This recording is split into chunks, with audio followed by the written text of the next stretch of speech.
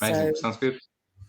Good morning, everybody. Welcome to this week's webinar from Leicester Digital. It's myself, Anne Stanley, today. I'm very, very pleased to have Ollie Shayer with me today. So, morning, Ollie. Morning, Anne. Now, Ollie's from Boots, and he's got an amazing presentation on innovation, and it includes some of the stuff that they've been doing with Love Island. So it's going to be really interesting. So for the benefit of the people that have not been on a webinar before, I've just recorded, I'm just recording this now, and we're going to do a couple of polls, and you will get the recording later on. Also, if you look top right, you will be able to download the slides from the handout. So go and help yourself to that. And we were just talking about Love Island, weren't we? And the fact that it's been incredibly popular this year. So tell us a little bit more about that. Yeah, so I'll talk a bit more about the presentation as well, but obviously Boots is partners with Love Island for the second year. It's actually been the most, we've been working very closely with ITV, not just on this, on a number of different areas over the last sort of 12 to 18 months. And this season of Love Island's really been the most popular one they've ever had. So we just, I've shown you before, there's some really interesting stats around the volume of tweets that people have made. There's more tweets in this season, I think it was about 3 weeks ago, than the whole of the previous season combined. And I think just the viewing figures for it have been huge. So yeah, people are still really enjoying watching people. And so it's, you know, it's still something that we really enjoy. So yeah, definitely it's been a really popular thing for us this year. And we've been thinking about how we wanted to integrate in it. And so as it's our second year, we thought a little bit differently. And but that's not all you do, is it, Ollie? Why don't you just explain what your day job is? Because I don't think you've got anything about yourself in your slides. So No, that's great. So yeah, so very nice to meet you all. I'm Ollie Shayer, Omni Media Director at Boots. So I have two sides to my role. One side to my role is I look after all consumer media for Boots. So everything that we do from our buying in TV through to PPC. So all of our performance space and our kind of awareness space, that's all sits with me and my team. And that also includes measurement. So my team also looks after all of the measurement for that, both kind of in channel, but also like media mix measurement as well. And then the other half of my role is I look after the Boots Media Group. And the Boots Media Group is our retail media arm, and that basically is where we sell our media, so Boots' own brand media, to retailers and suppliers as well. So yeah, no, I don't know anything about that. So is that basically on the Boots website? You're actually getting brands to advertise with you. Is that effectively how it works? Yes, that's right. Yeah, so we have probably 4 pillars for Boots Media Group. We have the on-site, which is all of the our .com channels. So both from a sponsor search, but also from we're building in should be live hopefully by September display elements into it as well. CRM, so using our own data to target customers through our email list. Then we have in-store, so we've just rolled out a range of different in-store offering, and then we have off-site. So we've built out a tech stack that lets us use our own first-party with our supplier base to find audiences. Oh, now that's really interesting. So if there's people that they might not necessarily be selling in store, would they, or on your website, would they be allowed to advertise with you via somebody like ourselves, or is it exclusive to your own suppliers? Yeah, no, we're opening up next year. Actually, September is the beginning of our new year. We're starting to look at new partners who aren't actually working with us currently. So if there's anyone out there that is interested, please definitely come and talk to us. We are, this is our second year of Boots Media Group, so we're turning 1 in September. So yeah, definitely looking at new opportunities for next year. So if there's anyone who's interested in that space, please do definitely come. I definitely got a couple of customers in mind that, you know, would definitely be interested in understanding what you're doing. And I guess the other thing that I think is really interesting with what you guys are doing, and why I love talking to the bigger brands, is that a lot of the exciting stuff that you guys are doing becomes mainstream for the smaller brands later on. So, you know, one of the advantages of working with an agency like Hanukkah is because we work with clients of lots of different sizes, we can learn from people like yourselves and some of our clients that are, you know, the big clients like that are sort of are really at the cutting edge and using a lot of the innovative technology. And then, you know, within 12 months, it's sort of cascaded down to smaller businesses, you know. 100%. And I think increasingly now what we're seeing is that the technology is removing those barriers, as you're saying, to enabling people to get into that. So I think, you know, whatever size you are, I think there's an opportunity to kind of test and learn into it. So, which is really great. So yeah, definitely. And I think it's a big a big part of our Boots Media Group philosophy is the sharing of learnings, regardless of suppliers. So we can share that. It's that combined learning together that benefits everybody, really. Yeah, I was really pleased that you were able to present, because I find that a lot of, I mean, we've got a bit of a connection, myself and Ollie, is because some of the old members of the Vanica team that have moved on have ended up in the Boots team. So it's almost like I think a few of his team are ex-Anika staff, and we always keep, in contact with all our old, over the years, obviously, because Anika's 15 years this year. We've worked with a lot of people, and it's great to see them go on and do some great things in great brands like Boots. But it's quite rare for a big brand like yourself to actually be happy to share your information as well. So it was a real privilege to have you at Leicester Digital Live. So thank you so much for that. So happy to. Is there anything else you'd like to share with us before we go into your talk? I mean, I think we've got time at the end for some questions as well. Yeah. Is there any other interesting things that you're doing? Because you're working with a lot of different suppliers and companies, aren't you, to help deliver your stuff to your target audience? Yeah, sure. I mean, definitely. I'm happy to talk. I mean, I'll talk more, talk some through the presentation on it as well. But the one thing I would say, please do ask any questions. I'll try and answer anything I can answer, I will answer. So please do, I mean, ask whatever you'd like to ask of us. I think, that's been the biggest thing for me the last 12 months is I joined, probably I should have said at the beginning, I joined Boots 12 months ago, just over 12 months ago. So I'm also coming just to pass my own anniversary of being here. So, and we've done a lot of work this year on our tech stack obviously we were expecting the world to be more cookieless by 2023, and Google thankfully have now said, well, we'll just kick that can down until 2024. But we've spent a lot of time this year working on our tech stack. And just to explain for the people that are slightly newer, because we've got a lot of we're running a digital boot camp with a lot of learners at the moment, and they're often quite a big part of the webinar audience. What Ollie's talking about is the fact that our bread and butter of tracking everything is the technology cookies, which you would have learned about in some of the other courses. And Google, Apple's already sort of helped the demise of that, and Google was going in that direction as well. So a lot of people were focusing on what we would call first-party data. That's the actual data about the clients within your customer database system or your CRM system, and how you can link that through with your advertising, which is an area that we're really interested in and going to be doing a lot of work on, with the partnership we've got with a South African partner. But that's been it's been a bit of a saving grace, really, that's given everybody a little bit more time to catch up. But it has opened a lot of opportunities of being able to things like creating custom audiences from your CRM systems, which I think is really exciting. It's a huge thing for us. I mean, obviously, Boots, we have a real wealth of data. It's been one of the strengths of our company is obviously the Advantage card, which is 25 this year. Wow. It's crazy. We were talking with the team about it the other day. So we're actually got some stuff going out at the moment on 25th birthday. But I think one of the biggest things for us has been about how we can offer customers a more personalized experience through that. And actually, exactly to your point, Anna's like linking our first party through. And I'll talk a little bit more about it. But one of the big things is about how we can do that in a sort of privacy safe, consent managed way. So definitely we've moved almost, I'd say not entirely, but fully away from cookies towards being cookieless. So it's been helpful for us in doing that and almost pushing that issue to make you think. So has that meant you've gone to GA4 already, or are you using alternative tech? No, so we're working. We're finishing our GA360 work. The guys are finishing that. That should now be switched over to GA4, I think, in October. We'll switch over to that.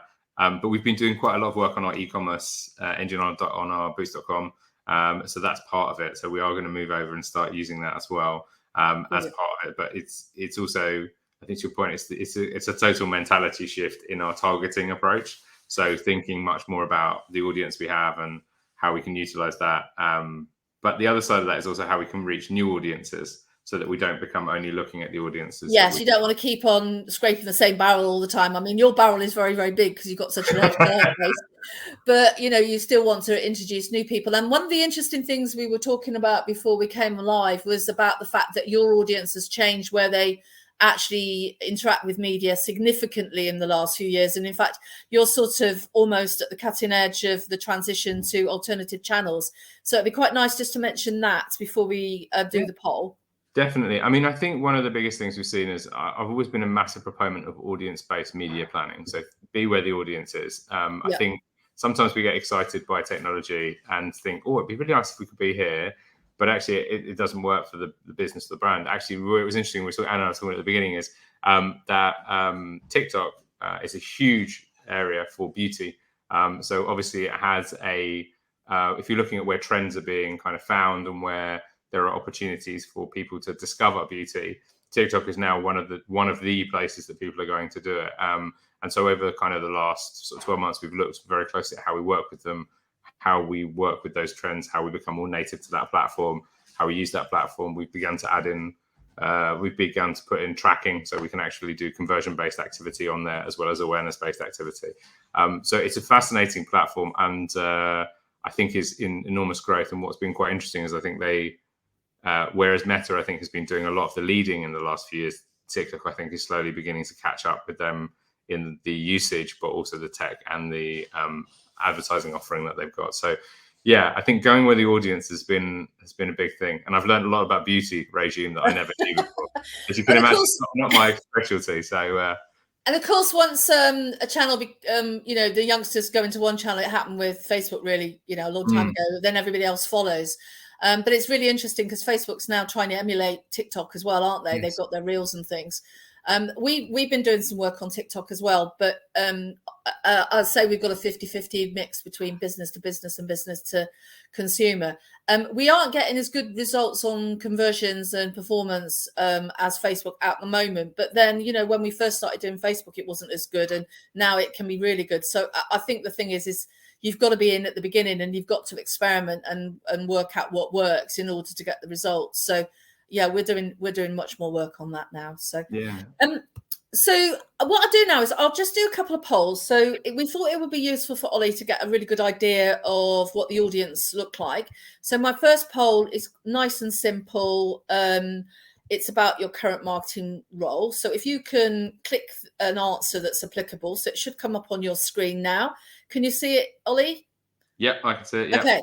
So what is your current marketing role? I'm not currently in marketing role. I'm either a student or looking for a role. So that's to cover all of our learners. I work in-house and I'm the only person doing, sorry, I've just noticed a typo. I'm the only person doing the marketing. I work as part of an in-house marketing team and I work for an agency. So we've only got a few people answering at the moment. We do. Oh, it's started to build up now. So the most popular answer is I work in an agency. Sorry, I work in an in-house team as part of a team. You've got nearly 2/3 of the people there. And that's the sort of response I expected. Normally, our team don't answer this because we skew the poll. So I usually ask them not to. So anybody from Annika won't be answering. And then the next most popular is you've got a single person. It's mainly in-house today, which I think is really interesting. Nice. So let's go and look at the next one. So the next one is about what channels you're using for awareness. So this isn't about just driving sales and leads. If you are doing, if you are doing a service or you are doing B2B or you're doing a high value product that isn't e-commerce, this is how you actually get your brand in front of people and how you increase your brand. And I know that some of the smaller businesses, sometimes we get some smaller companies as well, Ollie, they don't necessarily have enough budgets and they don't always do brand awareness. Yep. So I'm interested. Oh, we're not getting many responses on this. So let's get a few more coming in. So we're not currently doing any awareness campaigns. We use social media, mainly organic. We use paid channels such as Facebook and YouTube, or even shopping channels like Google or Amazon. So one of the things I was saying how earlier on is how Google Shopping is quite good for getting people to recognize you, because then they see the image and they see your brand when they do a search, and then they come, then they come back. Newer channels like Snap and TikTok, which actually is quite unpopular. So this is going to be really helpful for everybody. Yeah. Another thing that I read this week is how much TikTok is being used as a search engine for younger generations. Massively, yeah. I think Yeah. it's interesting. We're seeing it. We just did actually through Love Island. We just did our first brand mission where we partner with influencers to create content around it, and it was incredibly popular. And I think because people are just searching for content in that way, maybe in the way in which others might have used Google in the past, or they want to find, inspiration. I mean, even myself, I'm a big barbecue fan. I love barbecue. Weather's been good, so I've got to enjoy it. And there's another pitching recipes on barbecue recipes on TikTok, but there's some phenomenal barbecue recipes that you can find on TikTok. So I think it's people going to where the content is and then being able to find that. And this is quite a common thing we see, is that the majority of people are relying on organic channels. So we've got 54%, and then we've got 38% that are using some form of paid. But very few are using Snap and TikTok. So I think this is going to be really fascinating for them. So I think without further ado, we've spent a quarter of an hour talking. So you've got 45 minutes to present your presentation. So Amazing. Ollie's going to share his screen. I'm going to turn my camera off now. If you can keep your screen, if you can keep your camera on, that's great, because then people can see you. Yeah. But if you can share your screen, I'll let you know when it's all working fine. All right, let's see if we can get it all to work. And if you make it full screen, of course, you won't be able to see the chat, and I will. So I'll man the chat for you. And Amazing. then if there's any questions, then... And for the people in the room, if you want to make it bigger, you can maximize it by pressing the arrow in the corner. There's a little diagonal arrow. And also if you make it full screen, so you've not got your browser, that also means that you get full screen. So you just need to go on to display mode, Ollie. At the moment, you're just in sort of, I can see what's coming up next. So if you make how about presentation mode. Let's give it. That's in presentation mode. Hang on, let me stop. You might have to duplicate your screen. Yeah. Give me 2 seconds. I'll share my. We'll try one more time. How about now, Anne? Yes, perfect. Perfect. All right. So I'll see you in about 5:02. All right, fantastic, awesome. Well, look, big thank you to all. Really, really good to be here, and it's great to have the chance to talk this through with you guys. As Anne said, I would love to have joined you live at Leicester Live. Unfortunately, I wasn't able to because we were actually launching our summer campaign the same day, which actually was formed part of Love Island.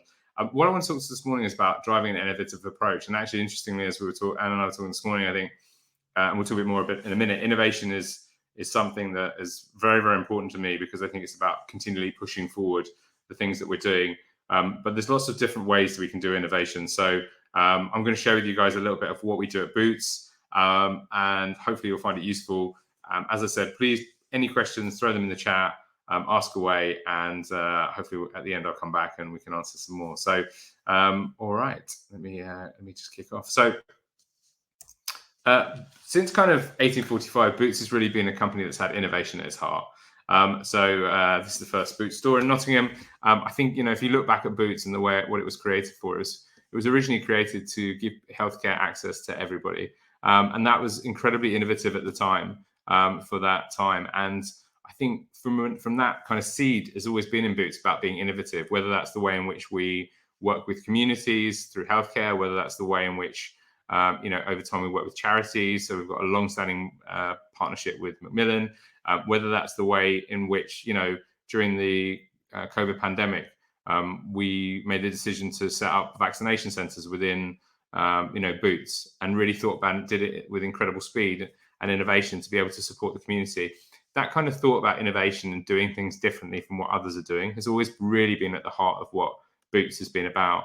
And was something when I came to think about where I wanted to work next, it was something that really attracted me to come and work at Boots, because it really is in kind of the genesis of what it is as a company.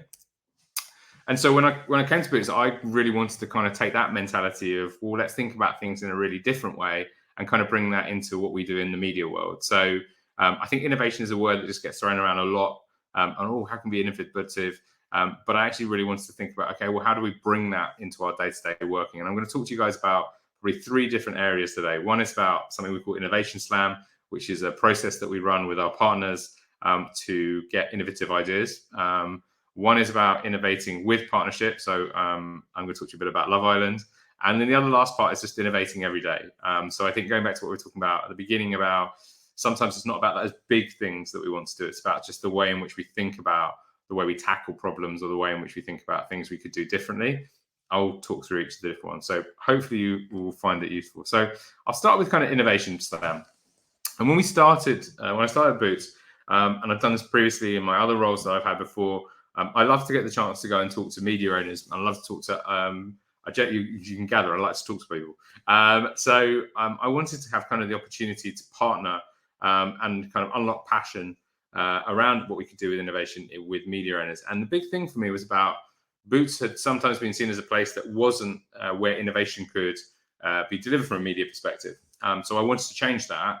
And I wanted to give kind of media owners the chance to come and pitch to us ideas and make things happen so that we could do it together.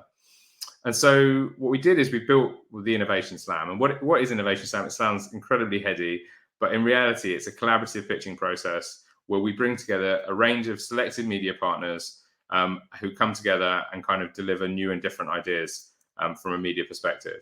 So it's bringing together a range of different partners in different areas so that we can work together. And what we do is basically we give them a brief, which I'll share with you in a minute, the exact brief that we give people. We really look to kind of why we're looking to do it is basically to look to create new solutions, new ways of doing things that we aren't doing it now. We really want to cut through to our customers. So I think like we were talking about just before, like, using channels that are relevant to our audience and being able to use them in a way that we haven't used them before. I think we also want to work very, very closely with key media partners because we know the value that that brings. So we talked about the strength of channels like Meta, like TikTok. We want to be able to work closely with them to be at the kind of forefront of what they're doing. And then we want to have, we have a wealth of first-party data, a wealth of data that we've built up over the last 25 years with Clubcard. And we want to have the ability to now in this world that's becoming cookieless is to be able to utilize that in the right way. And then really critically, going back to what I was saying at the beginning, is I want us to be seen as a champion of innovation.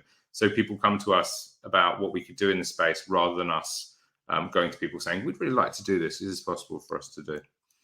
So this is a little bit of what we do with the process. We brief the partners that we want to work with. So we choose a selective range of partners that we might want to work with. We ask them, would you like to be part of it? It's not like a diatribe. It's, would you like to be part of this process? We work with them closely. So the other half of it is what's really important to me is that we have to give up our time to work with them. It's not here's a brief and a piece of paper and away you go. It's really about us giving time as Boots and with our agency partner to work together with the media owner. So it is a collaborative process. That's super important to me, that it's not a one-way process. We then they bring back their ideas. We generally take probably the 5 best and present it to the business, to myself, my boss, the CMO, and a couple of other people to get sign off. And then we choose an idea. And the really important thing is that's really critical is that regardless of the size, we choose something and we do it. So it has to be obviously we don't do something that's not completely irrelevant, but it has to be something that we stand behind. So I think the other thing that's quite important when we went through this process is previously what would have happened is we would have basically taken an idea, said, oh, that's really good, and then not done anything with it. And actually what was really important to me is that we took ideas and we actually actioned them.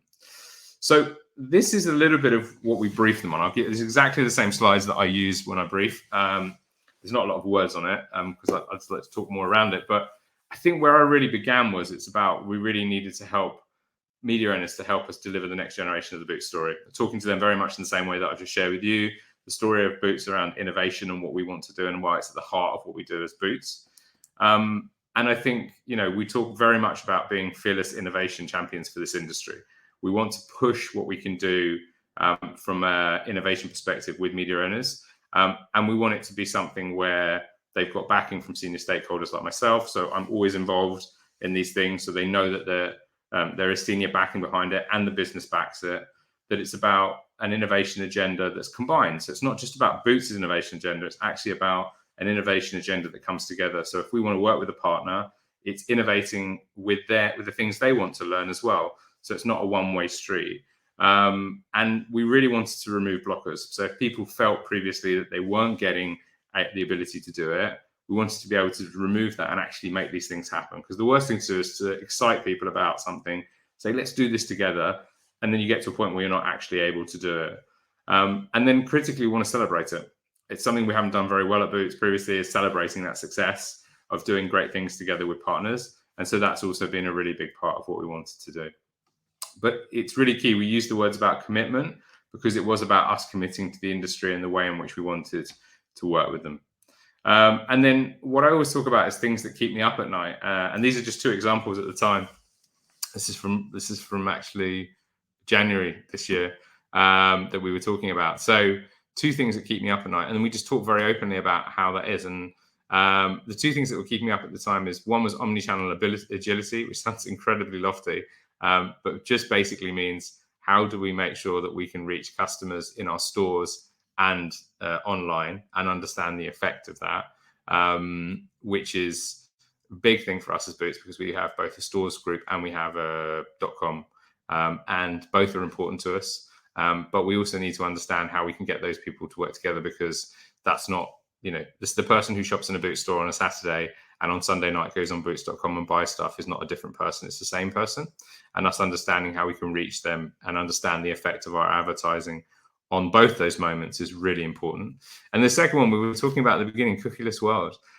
So at the beginning of this year, I really had that on my mind. The proponent was that at the beginning of 2023, we would see the deprecation of cookies. And what that meant was we need to think about, well, how can we deal with that in that world? So these are two things that I talked about to them about things that were on my mind at the time that were keeping me up. And we came back and we did lots of really great work. So here's just some examples of some of the stuff that's come out of our innovation slam. It's a bit different. So in the top part, this is some work that we did with ITV. And what you see here is last Christmas, we did QR codes on all of our ads, which at the time, a few people had done, but not a lot of people had done.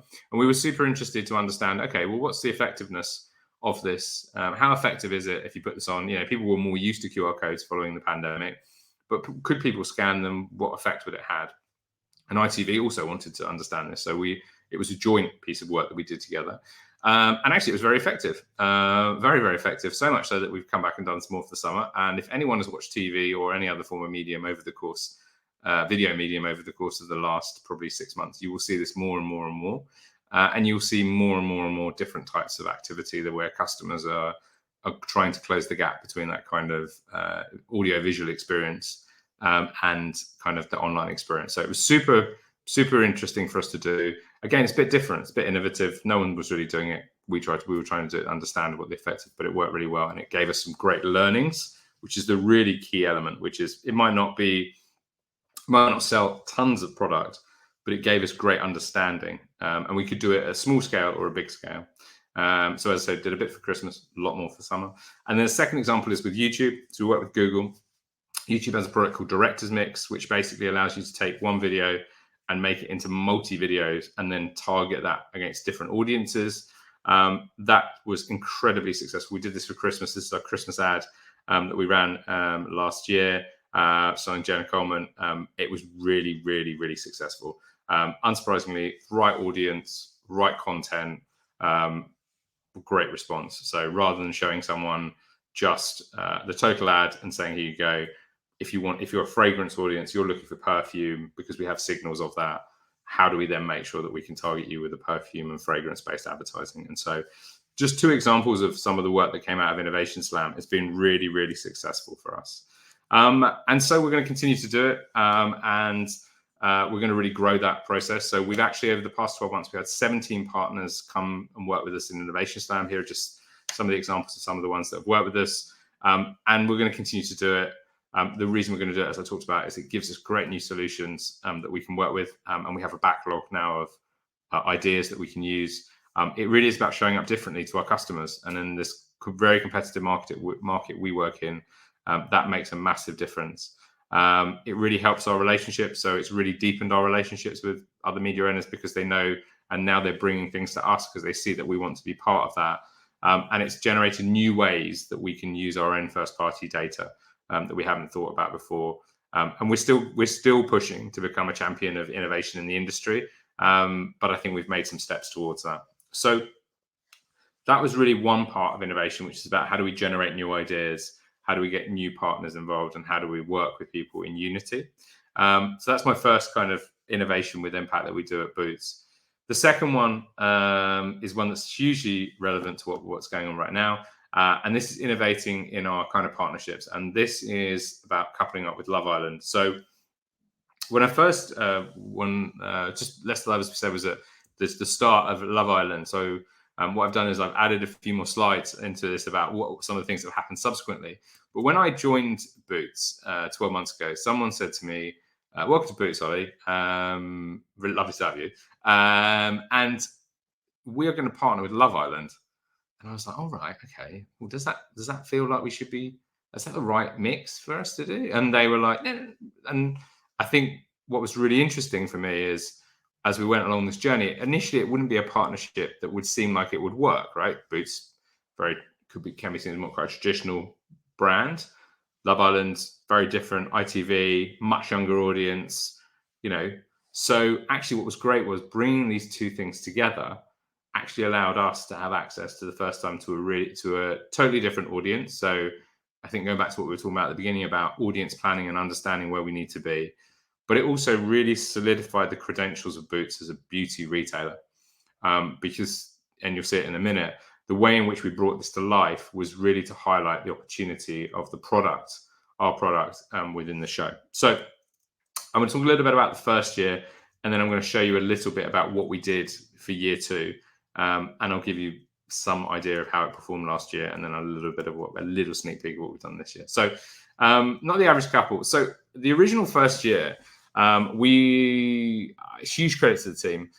We basically were last minute partners to come and work on Love Island. And there was tons of stuff that we did to bring it to life. We were the feel good partner. So we worked across a number of different categories. And we had product placement in the villa, which is what you can see in the kind of top right-hand corner. So the dressing room is where there is a lot of product placement, and you'll see it through the villa. And we provided all the product for that, and we worked with different suppliers for that. We had lots of exclusive content that we generated from the villa that we used, which was hugely successful. We had our own content on our channels, on Love Island's channels. We had a ton of activity from a paid social perspective.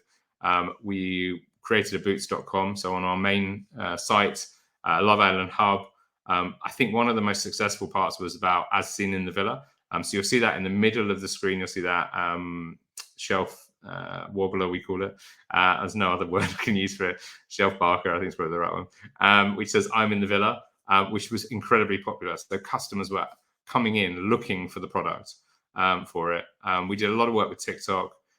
We did some great partnerships with the likes of Fenty, Urban Decay, and obviously Number 7. And we set up an entire squad of people to react to content on a nightly basis and to talk about it. So we'd never done that before as a business. So we'd never been able to talk to customers regularly about it, make content. We had content that was being generated every night that ITV were feeding us that we could utilize. We worked with influencers, including Laura Mittmore, the host of the show. And then we also did some innovation around kind of shoppable activity. So we partnered with LG so that you could watch the show, click and buy the product in the show, which is very much more on the further end of the innovation spectrum. But it was a huge amount of work that went into it to deliver it. And you can see it was it went across both our in-store estate, where we really brought it to life in an incredible way, a .com, all of our media. It really kind of took over as it. And what we did after that is actually what we saw was we actually then went on and worked with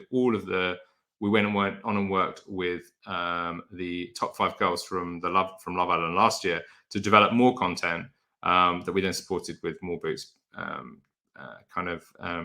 paid media. Really, really strong engagement rates, well above benchmark, incredibly positive sentiment, and really interestingly, all had a direct effect on sales. So what we saw was when people saw these people using this product, they went and bought it. So there was a really funny thing last year where during the villa, Millie, who eventually was the winner, said, I really love this Fenty lip gloss, and literally sold out. So I think the power of combining that influence with this audience and the right people done the right way was incredibly powerful for us, from not only from people reassessing who Boots were as a brand by associating ourselves with Love Island, and associating it with a much younger audience, but equally also by driving sales through people seeing the content and people utilizing product that they then went and bought at Boots. So when we looked at the kind of outcome for the campaign, and I've taken quite a lot out of this because I can't share too much with you on it, but the key things that we saw from a performance and success metrics were, after seeing our campaign and the association, consumers said Boots felt much younger and much more modern, which was one of the core aims that we did, which is about reappraising Boots as a retailer and what we're trying to do. And it's a consistent theme you would have seen across the last few months. The second factor is products that were featured in the villa and marketing saw a really significant uplift in store and online. So actually, this year when we came back to ask people, do you want to be part of the villa? People were asking us ahead of time, we really want to be part of the villa next year. So are you going to redo it? And critically for me as the media director, our media investment returned a 2x on every pound we spent. So it was incredible return. So the kind of combination of just doing something very different for what we would have done before at Boots, combined with targeting a new audience, really helped us in two ways. One, full reappraisal of who we were as a business, and equally also driving performance from it. So it was a really big win for us. So unsurprisingly, we decided to do it again this year. So we recoupled again for 2022, but we took a lot more learning from last year and decided to do some things slightly differently for 2022. And we had a little bit more time, because we didn't have quite a short time when we knew about we were going to do it. And the team worked together. So they took a lot of those great learnings from last year, things that worked really, really well.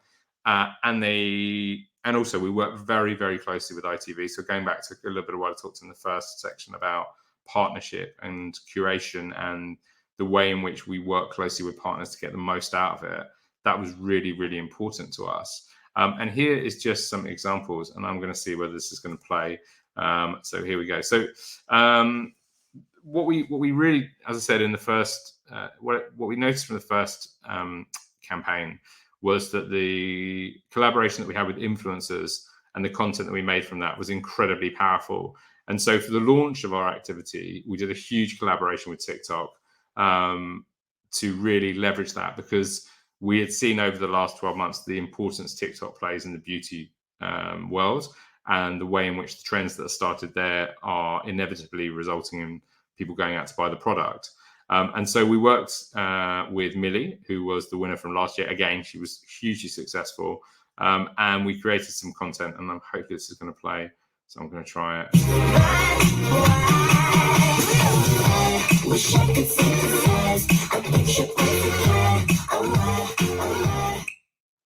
So that was the content that we launched we put on TikTok for the launch of Love Island.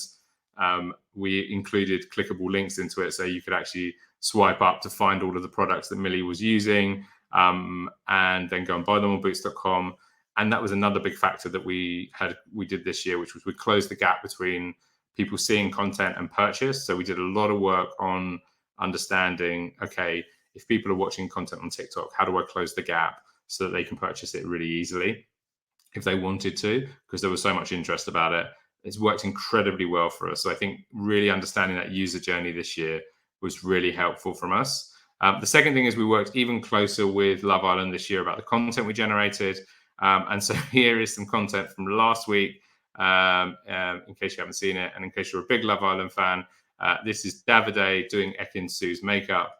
Hello, I'm Davide with Ekin Su, and today I'm gonna be her makeup artist using some of the Boots product. So to start, we're gonna use the nude Huda Beauty from Boots. First of all, you're gonna start my inner corners with some shimmer. So you know me, I always have inner corners shimmering. Oh, you start with the eyes? Yeah. And with my finger? Yeah. So we use color crepe. The full eyes. Just in corners of my eyes. In corner, yeah. Shh, don't laugh. We won't watch the whole thing. It's on YouTube if you want to watch it. It's brilliant. It's been incredibly successful. We have not put any paid advertising behind it. It's had over nearly, I think now 400,000 views on YouTube. I think the combination of the two of them together, obviously the popularity of them this year in the show, and equally also the type of content, if you watch it, basically he makes it look horrific with the makeup, but it's just brilliant. And again, we've closed the gap with YouTube on how we can then drive people through if they want to buy the product, and hopefully put it on far better than Davide did to Ekin. So I think, again, it's about the type of content that we're creating has been really important this year in the way in which we want to show up. So we've really built on what we learned from last year, trying to be more innovative this year in what we do. And then finally, this is just a clip directly from the show. So you see the ITV2 in the top left-hand corner. This is basically a direct clip from the show. So we work really closely with ITV. There's lots of regulations around product placement, but we looked about how we could set the villa up this year to be much better for us to show the product better. We work with them really closely, been great partners to us. And so here's just an example from one I took a shot from the TV the other night. This is two products, number 7, Radiance Glow, which proved to be really popular this year, and Boots Glow Serum. Both have been really, really popular, but both the way in which it's shown up in the program feels much stronger this fall, more natural as well. I think we didn't want it to feel like we were forcing it into the show. We wanted it to feel natural, and that's been one of the key things this year. So just what we've seen from this year, definitely the 3 highlights, I'd say. 1, utilizing the right influencers to generate the right content, the right interest. I think the second thing I'd say is closing the gap to purchase on that, to allowing people to find easily how they can basically transition from watching content to buying that product if they wanted to. And secondly, about how we've shown up in the show this year in a very different way to maybe we did last year. It's been hugely successful. I can't share with you the results because obviously we're still live, but we will publish, and I'm happy to come back another time and talk a bit more about some of the other things we've done there. But it's been a really successful year for us. So that just closes off on there we go, Love Island. Now I just want to kind of finish by talking a little bit about innovating day to day. I'm just going to have a quick sip of water. I can't see the chat, but please, if you have any questions, do feel free to pop them in. So I just want to finish with, those are 2 big areas that we've done. One is the innovation. The second is about Love Island and the work we did with that. The last one I want to talk about is about innovating day to day. And I just want to share with you a little bit of how I think about it. A couple of examples, and then just to close off. So when I think about innovating day to day, I think about, I talk to my team about good to great. So if you haven't read the book by Jim Collins, Good to Great, you should definitely read it. It's a brilliant book. It's all about why some companies are successful and others aren't. And it's slightly linked to what I'm going to talk about, but it is really about that philosophy of how do you push yourself and drive those innovation and that things that make you better every day. And I talk about fixing the floor and raising the roof. So innovation doesn't always have to be just making something better or doing cutting edge or doing something that's right at the edge. It can be the way in which you deliver your reporting. If you take reports from digital, how do you make that automated? How do you make it quicker? It could be anything around the way in which you're looking at the things you might be doing, testing. I've got one piece of content that I always run on a Friday. It works really well for me. What could I do differently that would make it even better?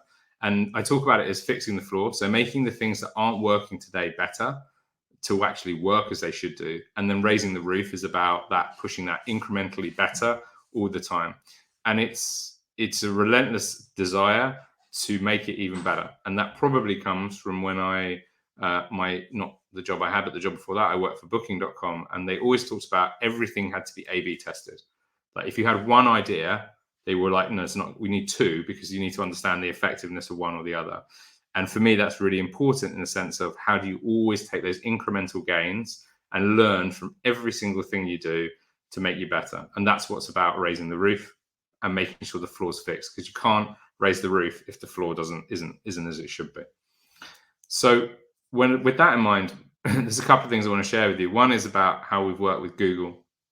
And when I joined Boots, I've partnered with Google a lot in the past.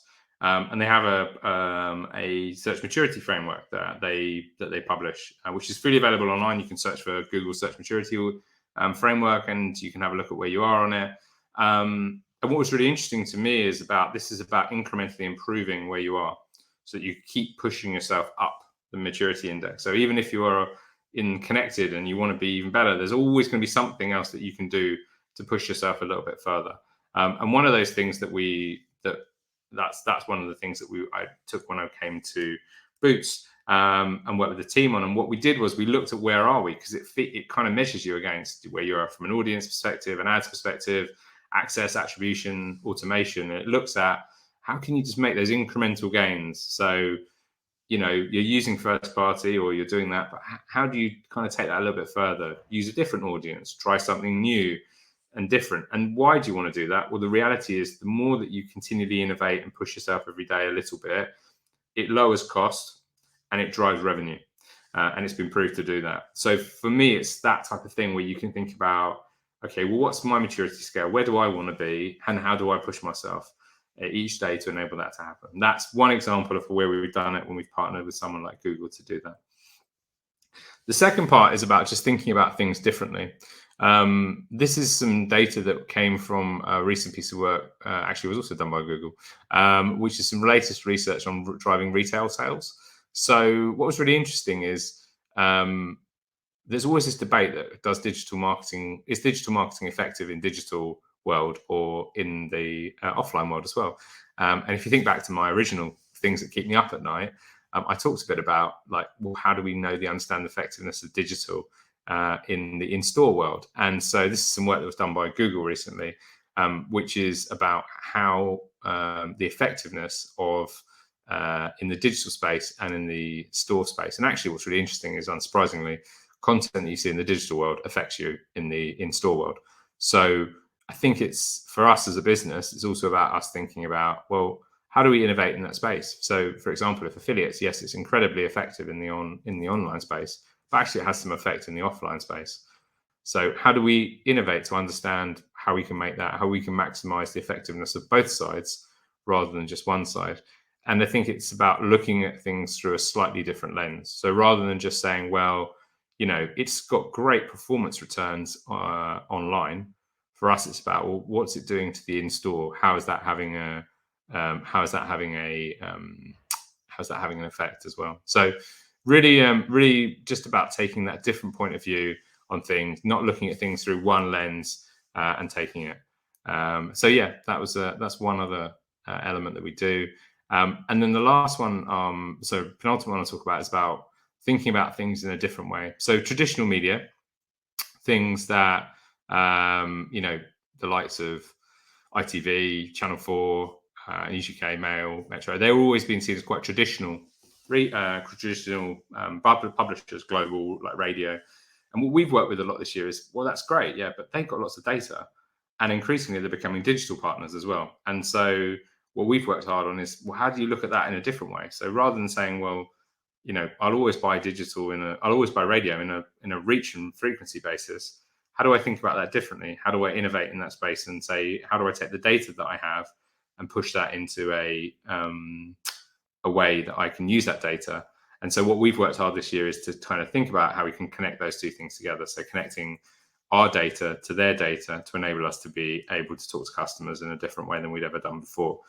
But again, it's just about thinking about a problem in not the same way that we would have done before, and just accepting that it's a reach and frequency world when actually you can make it into something much, much more. So the last thing I'll leave you with is the last thing I leave my team with all the time is velocity beats perfection every time.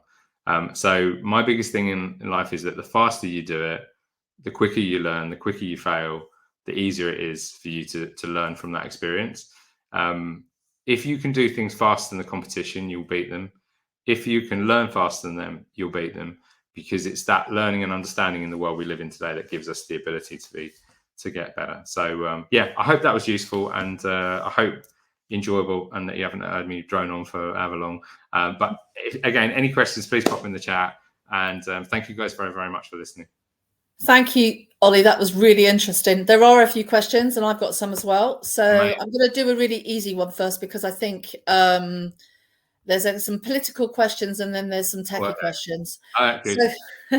So the first one's I think I know the answer to this anyway, but do you work outside of Google? Do you work with Microsoft and Bing and other platforms? I think the answer to that is yes, don't you? Yes, absolutely. Yeah. So we work very closely with Microsoft. We work with them on Bing. I think we're going to work even closer with them, considering they've just taken up the Netflix. They're going to be doing Netflix's advertising going forward. So I think everyone will be giving them a ring. But we do work very closely with them, and not just on that, and also in the display space as well. So yeah, definitely. And I was going to ask whether you do have you done anything with we've got the DIY platforms for the Metro and TripAdvisor. I thought TripAdvisor might be relevant for you, for people going away. Yes, very much so. So we have worked with. So it's really kind of strange for me, because I used to work with them when I was at Booking, and we were partners together then, and I use them. We use them now for things exactly what you're saying, and for the data around customer travel. We've just done a campaign around it for Sultan, which is our own brand suntan lotion. Yeah. So we have done it. We've done that for us. So yes, definitely. I think it's interesting, the data we've got now in different places that's quite interesting to utilize. And we were talking about, like, for example, we know a lot about what customers' handsets are. So going back to my Boots Media Group, because we have that data. Actually, that's not interesting to us, but actually to other people, that is quite interesting. So the sort of more political questions are about, the fact that Love Island is not always seen as necessarily a wholesome brand, because it's sort of encouraging a sort of, I don't know, I'm not going to get into the politics myself, but has there been any misassociation that, and also a comment about sort of woke content and things like that? Has there been any negative associations with being associated? Because some people think it's quite, I mean, you get a huge audience, but it is quite sort of superficial, I guess, is the political correct way of describing it. That's a great question. I think, look, we had a long discussion internally about it. So as you know, Boots, obviously, massive healthcare, health and consumer health is at the heart of what we do. It's really important. And part of our relationship with ITV revolved around the support that was given to people going on the show.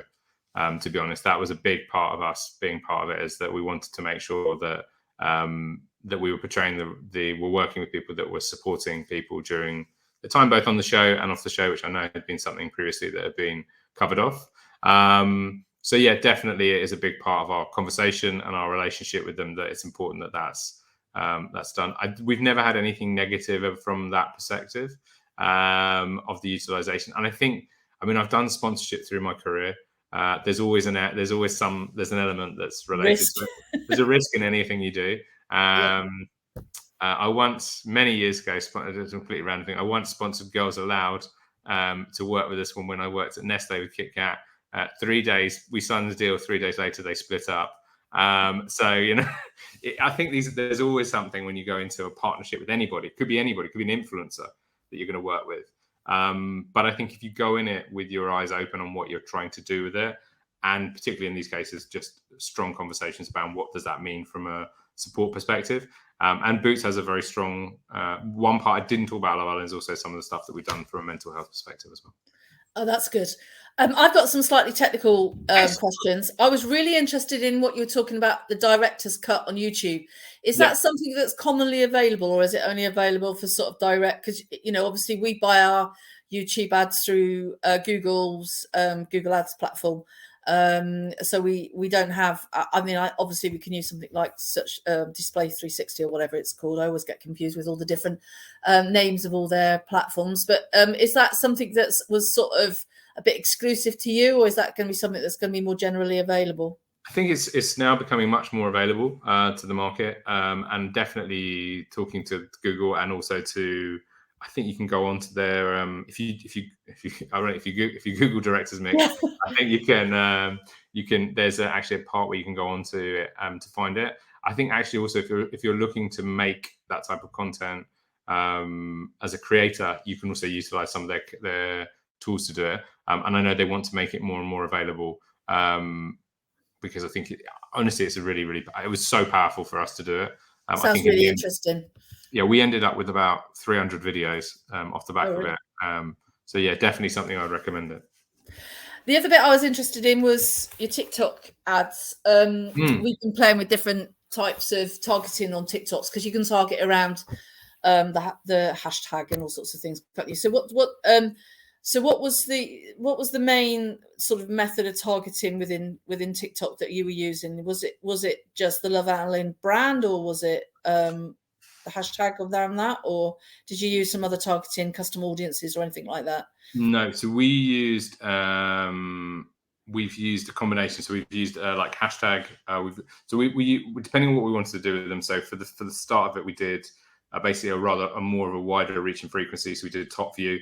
So when you open it in the morning, it's the first ad you see. So we didn't do targeting around that. But then subsequently we've been doing work with them on things like product targeting, hashtag targeting, and then obviously partnering. We obviously partner with influencers, so we do influencer targeting around that and people relative to that as well. So we've done all of that. The one thing we aren't doing with them yet is first party data. Okay. So we have obviously very strict rules. Yeah, I'm not sure whether they're allowing custom audiences yet, are they? No, so we will only do it. We work with LiveRamp, and so we need that to be connected to enable that. So that's not something we're doing just yet. Yeah, I mean, for the people that I'm using the word custom audiences quite sort of generally, it's basically the ability to upload your customer database to create an audience, and then you can also use it for creating lookalikes as well. So for people that haven't been on any of our previous paid social, and also you can do it in Google as well. Most ad platforms have got some form. How do you link the e-commerce links to the ads? I mean, most paid social have got the ability to put a link in there, but you've got a lot of products. So how were you linking it so they could actually go and purchase? That's a great question. Yeah, so we worked with TikTok on. They've got a couple of different like e-commerce ads. So you can do either Spark ads. I think is their main ad format, which is basically on top of the video. You place basically like an ad unit. You click on that and it opens up. I suppose the only thing I know is that Facebook have a similar one called Collection, which is basically like a range of 4 or 5 products. Yeah. And then you can click on that and then purchase the product through boots.com. We are talking about native TikTok integration, so you can do TikTok Shop, but it's just not quite as simple as we would have hoped it would be. But that would be our dream eventually. So yeah, definitely, I think they're called Spark, or their product listing ads. They have like similar thing, but basically allows you to open up a smaller range of products. You can then click through. You curate, and then you can click through to. I was really interested in the book that you were looking at, because we've got something called the Technical Innovation Group, which sort of got semi-shelved while COVID was on, but we've started it again to look at new things like automation and AI for copywriting, etc. But one of the first things that we did was we realized that we needed to address what we were already using in-house and making sure that everybody was currently using all the same software. So the first thing we're doing is in our next staff, because we're mainly remote first, our next staff meeting, we're having a whole 2.5 days of workshops just going through all the technology we currently use to bring everybody up to speed. So how I said, I'll get you a meltwater report, which I think I've got for you to send over. I haven't sent it to you yet. Not everybody in the organization knows what that is and what it does. So I think you're absolutely right. You've got to get your foundations right before you paint your house, haven't you? Yeah, it's a big thing for me. I think sometimes we try and do those things that are really pushing the boundaries of what we want to do. But to your point, like if the floor isn't fixed, you can't build the top of the house. It just needs that foundation in there. So it's something I've taken through my career. I can't credit myself as one of my old bosses who used to say it to me all the time, but it really sticks with me. So and yeah, definitely I recommend the Jim Collins book. Good to Great. It's a fantastic read. It's about how startups grow and which ones are successful and which ones aren't and why. But yeah, I think he also talks about velocity, and my team are fed up of me talking about that, because it's such a big thing now. If you can do it fast and learn fast, it just helps you a lot. I've got a few more questions coming in. So I got a question about what was the most expensive part. Was it paying the influencers? Or the media cost or the sponsorship? So I think that's quite an interesting question. But somebody else has asked, how do you get influencers to work for you? Do you go? I'm guessing they've all got agents, haven't they? A lot of the more developed, more bigger ones have now. So so people like the Love Island partners, the Love Island stars, they will have a agent or partner that works with them. We generally won't go directly to influencers. We'll go through, we have agency partners who will work with them on it. I think the biggest thing on influencers is making sure that you know what you want to do and what you get out of it. And also critically, you get a contract. Because with the great, what you may envisage in your work with what you would want and what is delivered may be two completely different things, and without a contract, I think it becomes quite difficult. And of course, at this point, they're very starstruck, aren't they? So they've suddenly gone from having a few thousand followers to millions of followers overnight, and everybody's trying to work with them. I mean, I know because when we were doing some stuff with Dykeman Shoes a few years ago, we were doing some work with celebrities, and we were trying to get some of them, and the price was horrendous.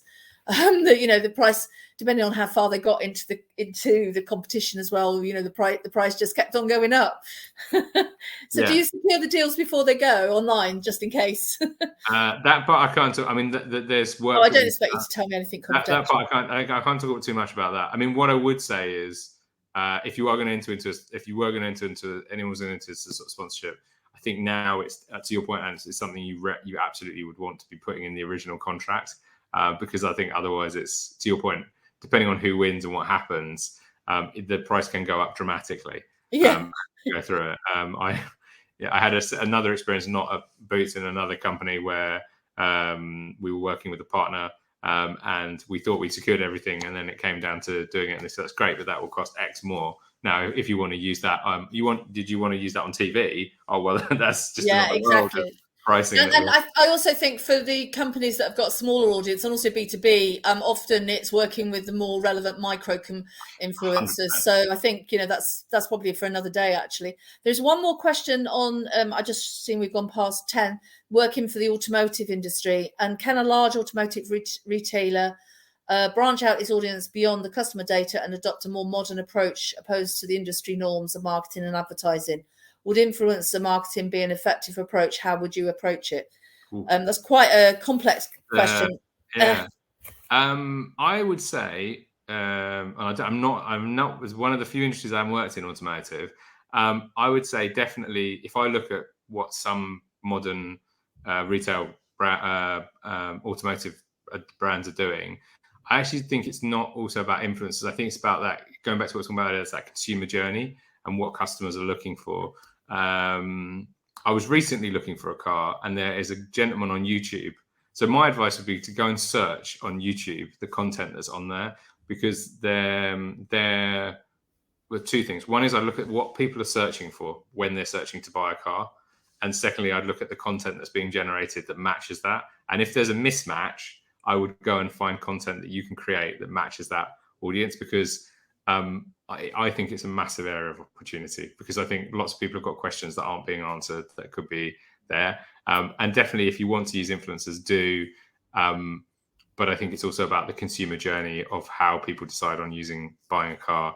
And that's probably where I'll stop, because that's not my speciality subject. Yeah, the only thing I can add to that is that there are various tools to help you understand who your audience are, because I think it's important that you understand who your target audience are, and including your own data, to get an idea of what type of demographic and audience interests are you're selling to. And if you've already using things like Facebook, etc., or Twitter, you can use some of those tools. And secondly, so that you know where are those audiences? They may not be in TikTok, they may not be influenced by people. And if you do find that you are aiming for a younger audiences that are likely to be interested in this as a media and are going to be using these channels, then there are lots of third-party platforms that allow you to find and work with influencers. So I think if this is an area that people are interested in, it might be worth us running a webinar on this subject, because it sounds like it's quite a topic of interest.